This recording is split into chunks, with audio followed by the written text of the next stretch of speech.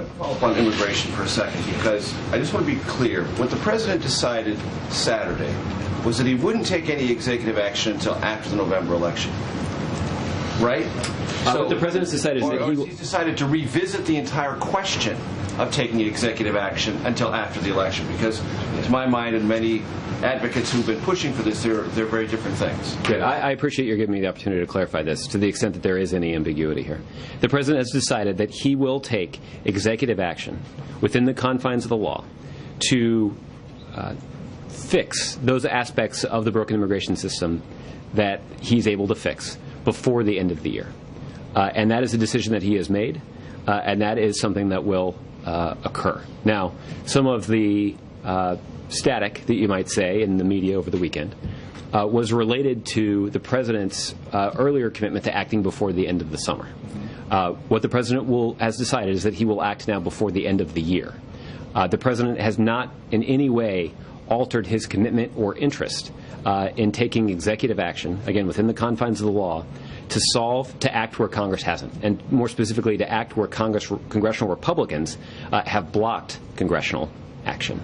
And the President's commitment to acting on this before the end of the year has not changed. He said yesterday that the reason for that is he needs to explain it to the American people. Why does he need until the end of the year to explain something? Isn't it true that the dominant factor, if you want to call it static, was static from Senate Democrats saying this is maybe a good idea, maybe you think it's a good idea, but it's terrible politics for us, and we want you to wait until after the election. The President clearly doesn't need 9 weeks to explain this to American people. If he wanted to explain it, he could explain it, just like he's going to try to explain the strategy on Wednesday. It seems to me the only rational explanation for this is an intervening midterm election and fears from Senate Democrats that they did not want to take this issue on in the teeth of an already tough political environment. Major, the reason that the President has made the decision to delay his announcement about executive actions that he's going to take is specifically because he is concerned mostly about ensuring the solution that he offers is both sustainable and enduring. But if it's an executive action, it is sustainable by definition until the end of his presidency. He doesn't have to worry about Congress. That's the whole point. What the President wants to do is he wants to ensure that all of the work that has been done over the last several years to build this powerful bipartisan coalition in support of immigration reform is sustained. And by injecting an executive action in the midst of this hyper-partisan, hyper-political environment shortly before the midterms, that will have a negative impact on the broader public support and on the sustainability of immigration reform. So the President, I guess the short answer to your question is the President's willing to take a little political heat from the pundits, from some of the advocates in the Hispanic community in particular, in order to ensure that the policy that he puts forward is one that can be sustained.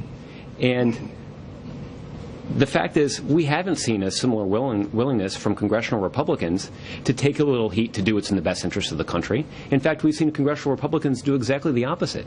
They've been in a situation where they don't want to take any political heat, even though they know that acting on bipartisan immigration reform would create jobs, it would expand economic growth, it'd reduce the deficit. That's why it's strongly supported by the faith community, by the law enforcement community, by the business community, by the labor community. These are all reasons why comprehensive immigration reform should move forward. That's why it passed with bipartisan support in the Senate. But there is a small but vocal group among congressional Republicans in the House of Representatives who are blocking this kind of reform. And that's the only reason we're having this question right now.